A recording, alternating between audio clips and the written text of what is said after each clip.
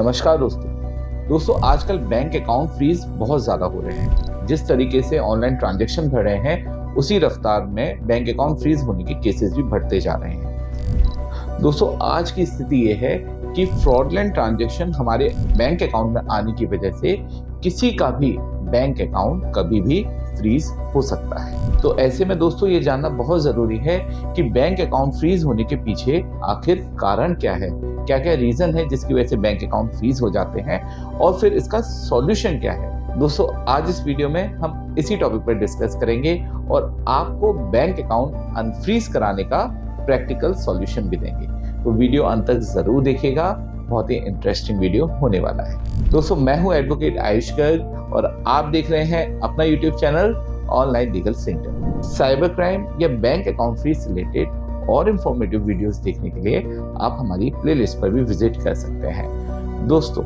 एक ज़रूरी बात और मैं आपको बता दूं, अगर गुजरात साइबर सेल से आपका बैंक अकाउंट फ्रीज हुआ है तो आपको अब परेशान होने की कोई ज़रूरत नहीं है। आप अपना बैंक अकाउंट बिना एडवांस फी पे करे अब अनफ्रीज करवा सकते हैं। इसके लिए आप उसी बैंक अकाउंट का जो बैंक अकाउंट आपका फ्रीज है एक पोस्ट डेटेड चेक दे सकते हैं और अकाउंट अनफ्रीज होने के बाद हम उसको विड्रॉ कर लेते हैं। अधिक जानकारी के लिए आप हमारी हेल्पलाइन नंबर पर भी कॉल कर सकते हैं। दोस्तों अब बिना देर करे टॉपिक को शुरू करते हैं। दोस्तों आजकल बैंक अकाउंट फ्रीज होने के केसेस दिन पे दिन बढ़ते जा रहे हैं। अब दोस्तों कई बार ऐसा होता है कि बैंक अकाउंट आपका फ्रीज हो जाता है और आपको ये भी नहीं मालूम होता कि इसके पीछे रीजन क्या है, क्या तरीका है जिससे हम अपना बैंक अकाउंट अनफ्रीज करवा सकते हैं। तो चलिए दोस्तों बैंक अकाउंट फ्रीज होने के पीछे जो रीजन होता है आज हम उसको जानते हैं। दोस्तों अगर आप कोई शॉपकीपर हैं या फिर आप ऑनलाइन ट्रांजैक्शंस के थ्रू पैसा लेते हैं, अपना अर्निंग करते हैं, और या फिर दोस्तों आप P2P ट्रेडिंग करते हैं या किसी गेमिंग ऐप से विड्रॉल किया है, आपने उससे अर्न किया है, तो ऐसी स्थिति में दोस्तों आपका बैंक अकाउंट कभी भी फ्रीज हो सकता है। इसका रीज़न होता है दोस्तों आपके अकाउंट में कोई फ्रॉडलेंट ट्रांजैक्शन का आ जाना। अब दोस्तों फ्रॉडलेंट ट्रांजैक्शन होता क्या है?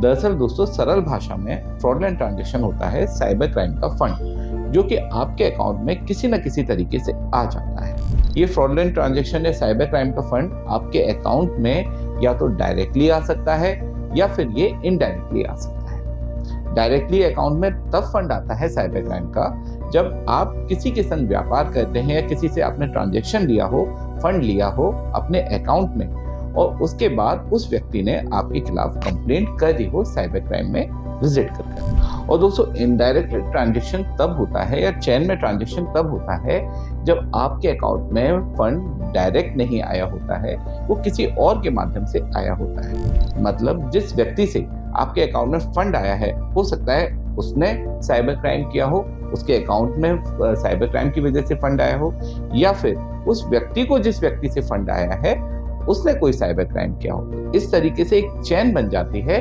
जिसके अंतर्गत आपका बैंक अकाउंट भी फ्रीज हो जाता है। अब दोस्तों अगर डायरेक्ट कंप्लेंट आपके खिलाफ है तो ऐसी स्थिति में आपको प्रूफ करना होता है कि जिसने आपके खिलाफ कंप्लेंट कराया है उसने गलत नियत से आपके खिलाफ कंप्लेंट कराया है, ऐसा कुछ भी नहीं है, या फिर आपको फंड पूरा का पूरा रिटर्न करना होता है और केस को भी आपको फेस करना पड़ता है। उसी तरीके से अगर दोस्तों चेन में आपके पास फंड आया है यानी इनडायरेक्ट तरीके से आपके पास फंड आया है तो ऐसे में आपके खिलाफ डायरेक्ट कंप्लेंट नहीं होती है। कंप्लेंट उस व्यक्ति के खिलाफ होती है जिस व्यक्ति ने साइबर क्राइम किया है। अब दोस्तों चाहे आपके खिलाफ डायरेक्ट कंप्लेंट हो या इनडायरेक्ट कंप्लेंट हो, इन दोनों में से कोई भी रीजन हो आपका बैंक अकाउंट फ्रीज होने का, आपको करना क्या है अब हम इस विषय पर डिस्कस करते हैं। तो दोस्तों सबसे पहले जब भी आपका बैंक अकाउंट फ्रीज हो जाए आपको अपनी संबंधित बैंक से कांटेक्ट करना है और उनसे ये सारी जानकारी लेनी है कि आपका बैंक अकाउंट किस साइबर सेल ने फ्रीज किया है, क्या कंप्लेंट नंबर है या एक्नॉलेजमेंट नंबर है या FIR नंबर है और ट्रांजैक्शन डिटेल्स क्या है। एक बार जब ये सारी डिटेल्स आपको मिल जाती हैं तो आपका सेकंड स्टेप स्टार्ट होता है।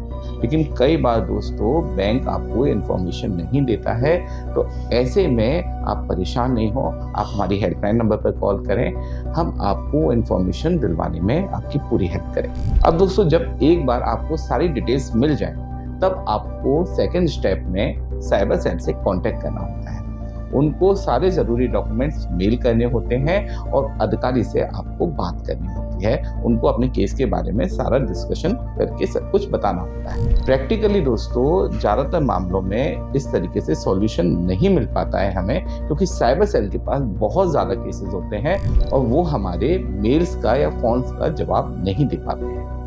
ऐसे में दोस्तों हमें साइबर सेल में विजिट करना मजबूरी हो जाता है, या कई बार साइबर सेल ऑफिसर ही हमसे कहते हैं कि आपको साइबर सेल में पर्सनली विजिट करना होगा। अब दोस्तों ऐसी स्थिति में या तो आप पर्सनली उस साइबर सेल में विजिट करें, वहाँ पे सारे केस को डिस्कस करें ऑफिसर से, उन्हें सब कुछ समझाएं कैसे आपके पास ये फंड आया है, ट्रांजैक्शन डिटेल्स क्या क्या है। और अगर आप वहाँ विजिट नहीं करना चाहते हैं तो एक अच्छे साइबर एक्सपर्ट एडवोकेट की आप हेल्प ले सकते हैं, जो आपके बिहाफ पर साइबर सेल में विजिट करेंगे और आपके अकाउंट को अनफ्रीज कराने की प्रक्रिया पूरी करेंगे। दोस्तों इसके लिए आप हमारी हेल्पलाइन नंबर पर भी कॉल कर सकते हैं। अब दोस्तों अगर साइबर सेल आपका बैंक अकाउंट अनफ्रीज नहीं करे, किसी भी कारण से अगर आपका लेयर फर्स्ट या सेकंड में अकाउंट आता है, तो कई बार साइबर सेल आपका बैंक अकाउंट को अनफ्रीज नहीं करते, या फिर आपके डिस्प्यूटेड अमाउंट बहुत ज़्यादा होता है।